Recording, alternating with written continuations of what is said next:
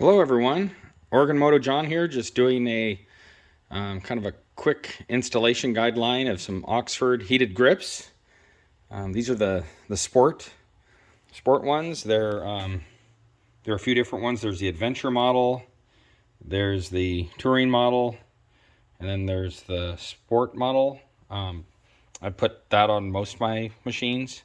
They're a little bigger than the standard grip, but well worth it. So with the packaging here, you get some glue and zip ties.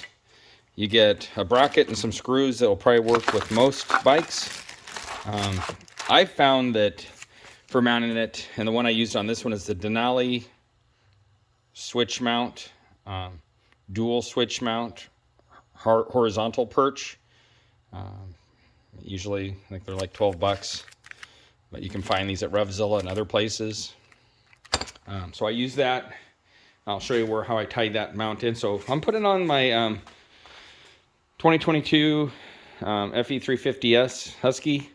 The guys I ride with will probably make fun of me because they're heated grips. But man, here in Oregon or any place where it's inclement weather, it's just worth it. I mean, I like the smaller grips that came on this. I mean, they'd feel great, the OEM grips, but just having heat is so nice. So these are so easy to install too. The first step is you just have and this all comes with the Oxford grips, and I put this on my KTM 690. I put it on other bikes that I've had. I had a 500 EXE that I put them on, and it's so nice to have warm hands.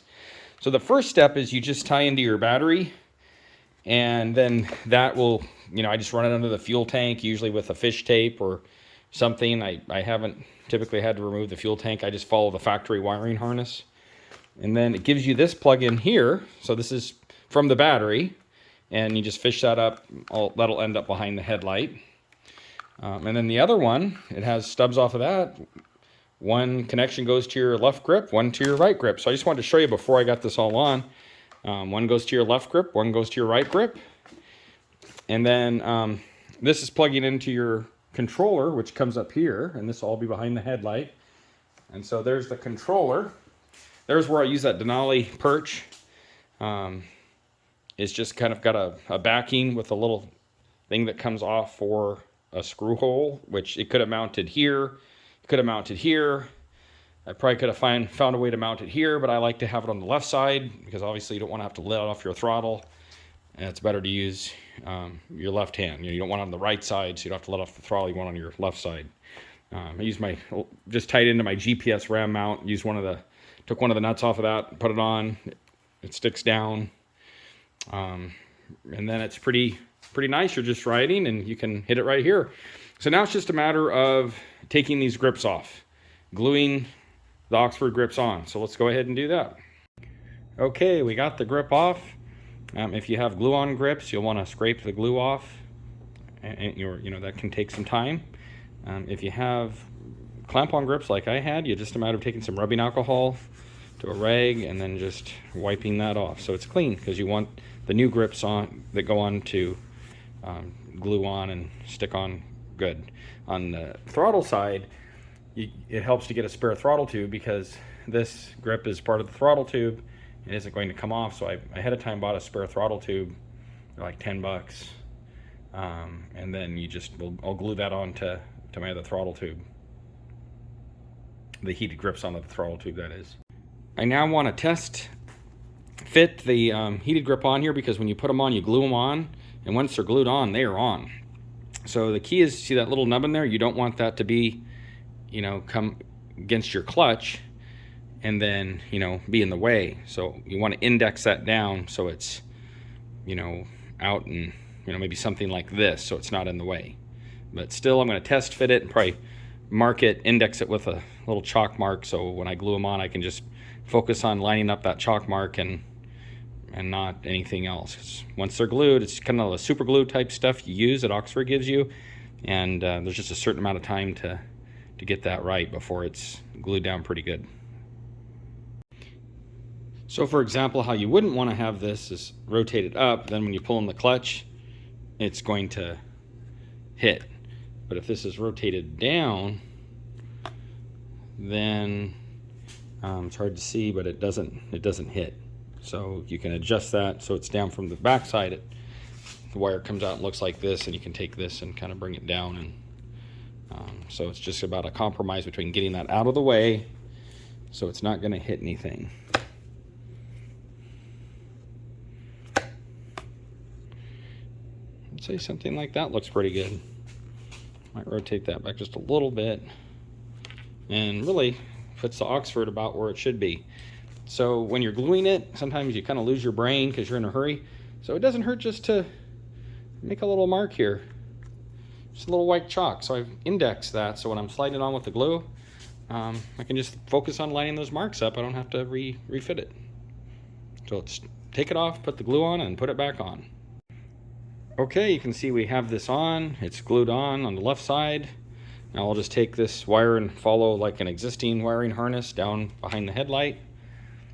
And it looks good. It's out of the way. It's not going to hit anything. And I had the index marks lined up. So what I did was I put the super glue on the handlebar, spread it around with a glove, took my glove off, and then slid it on, lined up my mark, and then that's it. Now let's do the throttle side. So I split this throttle apart, and you can see I looked to see which one of the throttle cams it has, pulleys, and the ODI throttle tube that I got is nice. It came with, first and foremost, the one I need, most importantly, but it also came with, I think, about any other one you would need. So that's what I got here, was this kind of replacement throttle tube. So now I have my ODI throttle tube on. Now it's just a matter of test fitting this grip up so it doesn't interfere with the brake. We'll have this, turned back a little bit like we did on the clutch side, and we just glue this onto our throttle tube. Special note, if you have an open throttle tube on the end, like for bar ends or for, just some brush guards, bark busters, just make sure you don't glue your throttle tube to the handlebar as you slide the grip on. Yep, I've done that.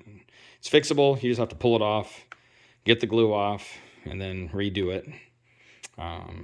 One way to do it is to lean the bike towards the right side. In this case, I don't have bark busters on yet, so I'm just going to slide this on, and I don't have to worry about gluing things to it. I might put a towel over my bike on the side here so glue doesn't drip off onto the bike. It'll drip onto the towel instead. Just a quick note, to test fit this grip up here, I used rubbing alcohol on this because the throttle side is very tight. It's a tight fit it's supposed to be. But if you use rubbing alcohol, it will evaporate and won't interfere with glue.